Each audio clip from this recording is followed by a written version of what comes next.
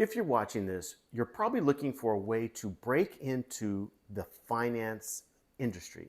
And maybe you're just tired of a job that caps your income and your freedom, or you just want to build a business that actually scales.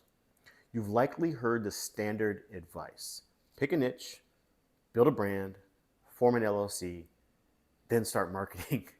Now, that advice isn't technically wrong, but it is fundamentally broken, because what it does is it puts the hardest part of the entire business at the very end of your to-do list. Now, I've spent over 20 years in the commercial finance space.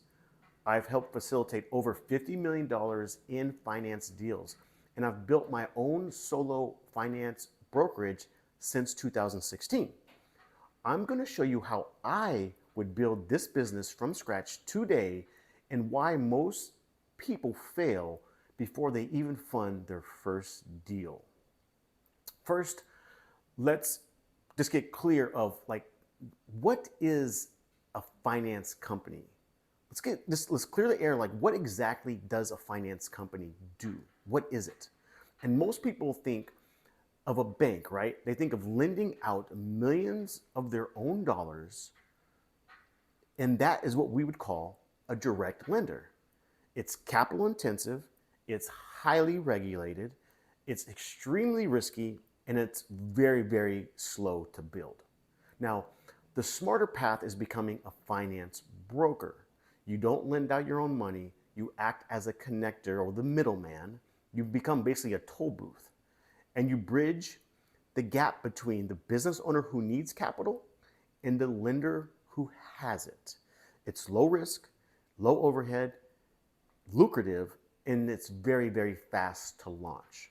So everybody in this space agrees that this is the correct starting point. But this is where the standard advice goes off the rails completely. Most programs teach you to set up a brokerage as a generalist. They tell you to get a logo, get a fancy website, sign up as many lenders as humanly possible so you can finance everything for everybody. Now, this sounds smart on the surface. It sounds like you're maximizing your potential.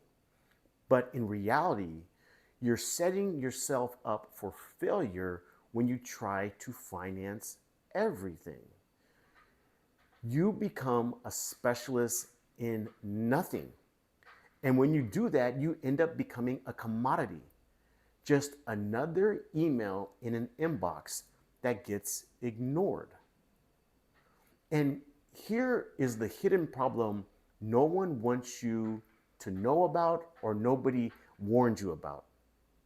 The hardest part is client acquisition, because you can have the best LLC, you can have the cleanest, most professional website, and a Rolodex of 50 lenders, but if you don't have a reliable way to get deals, then you don't have a business. You have a very expensive hobby that you absolutely hate.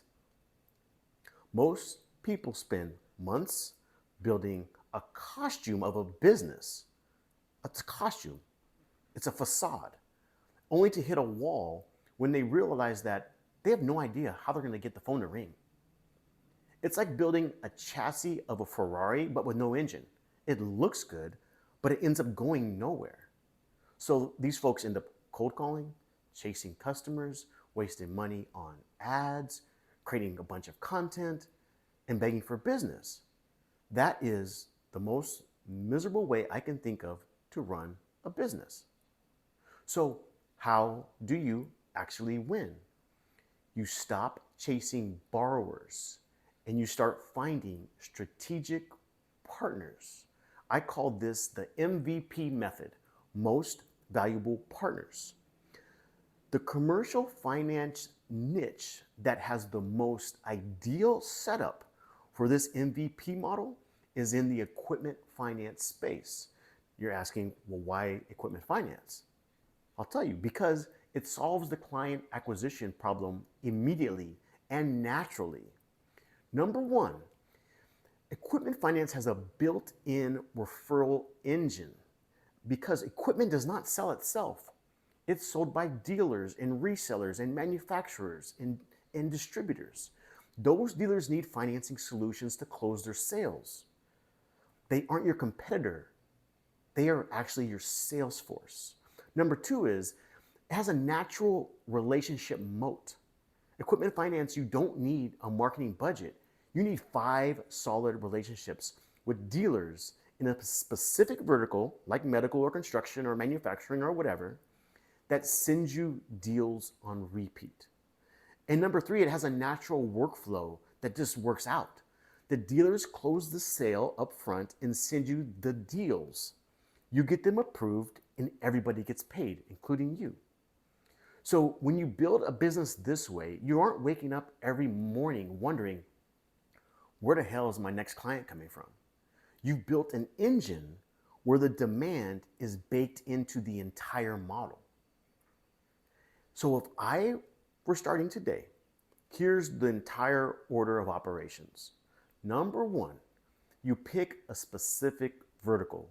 Don't just say, I do equipment finance. Pick a lane you understand. Maybe you have some type of contacts or experience in it, or even people that are adjacent, contacts that are adjacent to a specific niche. Maybe it's construction. Maybe you're a CPA. Maybe you're in the medical space. Maybe transport. I don't know.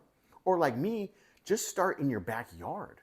Starting local becomes a huge leverage point when you pick a niche, because then you can expand out and narrow your niche later outside of your geographic location as you get more data and more experience. But people love to work with people that are local. Number two is you build your foundation. This is now when you actually form the LLC. You get your bank account open. You build a professional presence. You want to look the part, but only after you know what you're selling and to whom. Number three is you need lenders, true, but you don't need 50. You need to find 1 or 2 lenders to start. That's all you need. Because once you gain some traction and get some deals funded, you will realize and have evidence and data on what niche actually is working for you. And then you can find specialized lenders that actually cater to that specific type of equipment vertical. Number 4 is this is where you find your partners. This is your entire marketing, branding, and sales force. You reach out to the equipment dealers in your specific vertical, show them that you can help, which they know you can help. You're able to provide the financing that gets their deals done. It's very simple. It's a very soft pitch. It's not a hard close. And number 5, you close deals and you have a repeatable business. Since these deals close easily because you're leveraging the psychology of trust, because you're brought into the deal from the dealers, you don't have to do anything besides facilitate the transaction. Remember, you're not doing the underwriting, the lender is. You're just bringing the parties together. Then the deal closes almost automatically because of the psychology of trust. And when the deal closes, you make the dealer look like a hero to their customer. And when you do that, they will send you every single deal they have. So the generalist model is a trap because it forces you to manufacture demand from thin air. The equipment finance model, using this MVP strategy, allows you to plug into existing demand. Don't go and build the brand first. Build the relationships that bring in the deals. Now, if you want to learn the full system for building an equipment finance brokerage around these strategic partners, check out the link below.